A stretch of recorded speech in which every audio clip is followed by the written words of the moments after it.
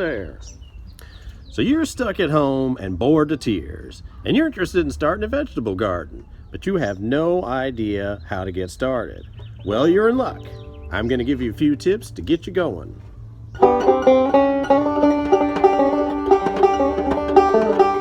Okay, so this video is meant for people who are brand new gardeners. If you've planted stuff before and it hasn't died, I don't know that you're going to get a lot out of this.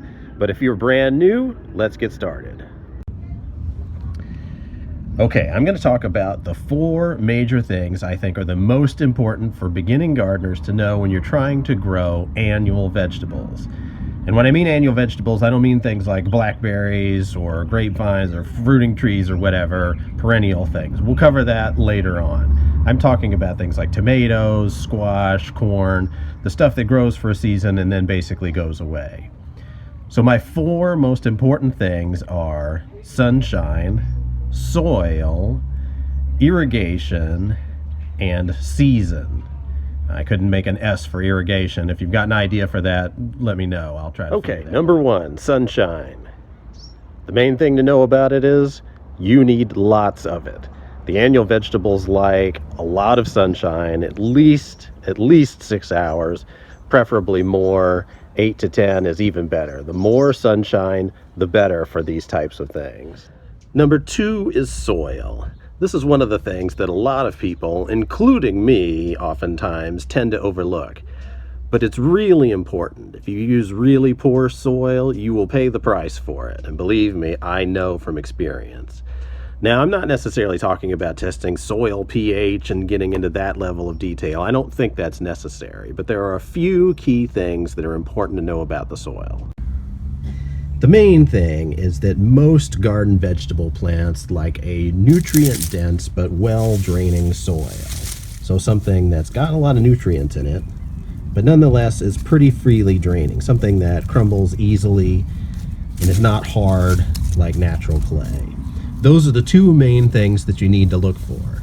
Now, unfortunately, the stuff that passes for soil where I live in San Diego does not have either of those things. So you're going to need to amend that soil if you live anywhere where that's necessary, including here. One of the main things that really helps is composting.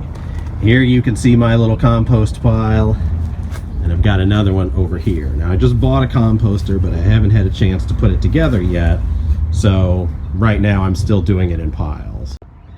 Composting really makes a difference, and it's easy to do. You just take your old vegetable scraps or your yard cuttings, put them in the composter, and let them turn to dirt.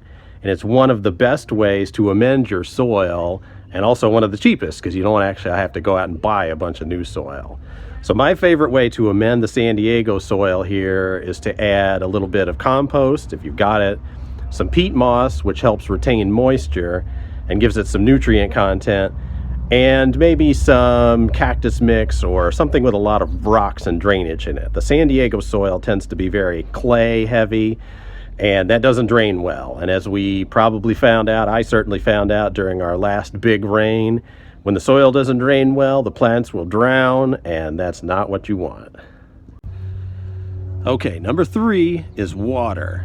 Vegetable plants need a fair amount of it. Getting the right mix of it is going to take some trial and error, but generally speaking, I would aim to water 2 to 3 times a week, depending on how hot it is.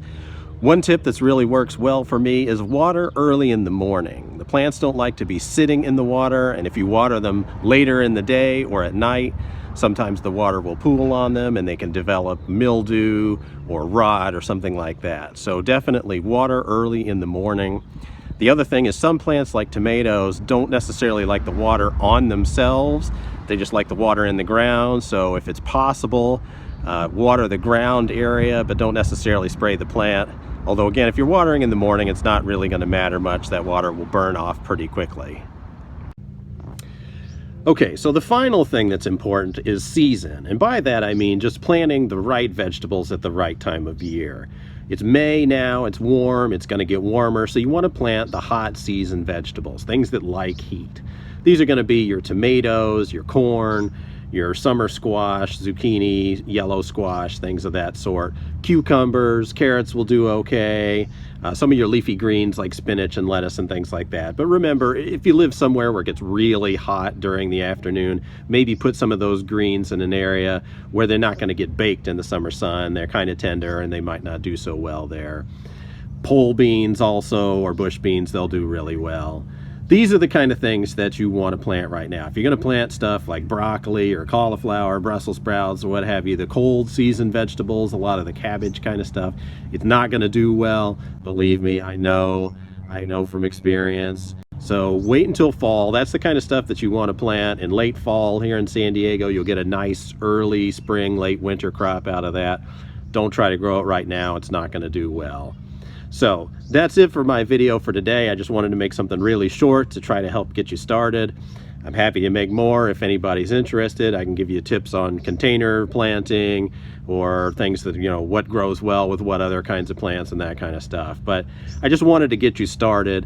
Believe me, I'm no expert at this kind of stuff. I learned most of this through my parents, through the internet, and through trial and error. It's not that hard. You put stuff in the ground, you water it, it grows. That's like 80% of it, basically. The rest of it, it helps, certainly will help get you a better harvest, but that's really all there is to it. It's fun, at least I think it is, and it's a good meditative type of exercise. I think it's really nice to walk around the yard and see how things are doing. So that's it. I hope you enjoyed it, and I will see you again soon.